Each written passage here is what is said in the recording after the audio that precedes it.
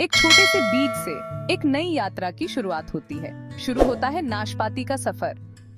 ये बीज, जो दिखने में साधारण लगता है, अपने अंदर एक पूरी दुनिया समेटे हुए है। ये बीज नाशपाती के अंदर छुपा होता है। जब हम नाशपाती को काटते हैं तो हमें इसके अंदर ये छोटे छोटे बीज मिलते हैं। इस बीज को बोकर हम नया पौधा उगा सकते हैं। ये प्रक्रिया बहुत ही सरल है, लेकिन इसके लिए धैर्य और सही देखभाल की आवश्यकता होती है। सबसे पहले हमें अच्छा बीज चुनना होगा। अच्छे बीज से ही स्वस्थ और मजबूत पौधा उग सकता है। फिर एक गमले में अच्छी मिट्टी डालकर उसमें बीज बोना होगा। मिट्टी का चयन भी महत्वपूर्ण है, क्योंकि ये पौधे की जड़ों को पोषण देती है। बीज को मिट्टी से ढककर हल्के हाथों से पानी देना चाहिए। पानी देने का तरीका भी महत्वपूर्ण है, ताकि बीज को सही मात्रा में नमी मिल सके। धूप में रखने से बीज जल्दी अंकुरित होगा। सूरज की रोशनी पौधे के विकास के लिए आवश्यक है। कुछ ही दिनों में मिट्टी से एक छोटा सा पौधा निकलेगा। यह पौधा धीरे धीरे बड़ा होगा और अपनी जड़ों को मजबूत करेगा। यह हमारा नन्हा नाशपाती का पौधा होगा। इसे सही देखभाल और समय देने पर यह पौधा एक दिन बड़ा पेड़ बनेगा और हमें मीठी नाशपाती देगा। नाशपाती के पौधे को बढ़ने के लिए अच्छी मिट्टी और खूब सारी धूप चाहिए। नाशपाती का पौधा एक ऐसा पौधा है जो अपने दोस्तों के साथ मिलकर बगीचे को हरा भरा बनाता है।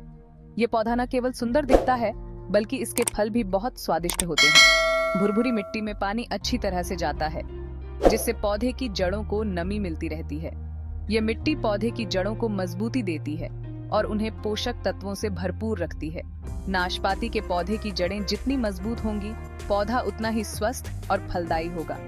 धूप से पौधे को खाना बनाने के लिए ताकत मिलती है। पौधे की पत्तियां सूर्य की रोशनी को अवशोषित करती हैं और उसे ऊर्जा में बदलती हैं। यह प्रक्रिया पौधे के विकास के लिए अत्यंत महत्वपूर्ण है।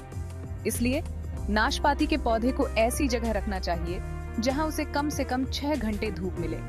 धूप की कमी से पौधे की वृद्धि रुक सकती है और फल भी कम आ सकते हैं। इसलिए पौधे को सही जगह पर रखना बहुत जरूरी है।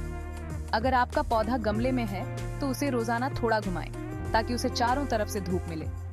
गमले में पौधे को सही मात्रा में पानी देना भी महत्वपूर्ण है। ध्यान रखें कि मिट्टी सूखने न पाए और पौधे को नियमित रूप से खाद भी दें। इस तरह आपका नाशपाती का पौधा स्वस्थ रहेगा और आपको स्वादिष्ट फल देगा। नाशपाती के पौधे को तंदुरुस्त रखने के लिए उसे नियमित रूप से पानी और खाद देना जरूरी है। पानी देने का सही समय सुबह या शाम का होता है, जब सूरज की किरणें इतनी तेज नहीं होती। इससे पानी का वाष्पीकरण कम होता है और पौधे को अधिक समय तक नमी मिलती है। गर्मियों में मिट्टी जल्दी सूख जाती है, इसलिए पानी ज्यादा देना चाहिए। गर्मियों में पौधों को दिन में 2 बार पानी देना फायदेमंद होता है। इससे पौधे की जड़ें गहरी और मजबूत बनती हैं। सर्दियों में पानी कम देना चाहिए।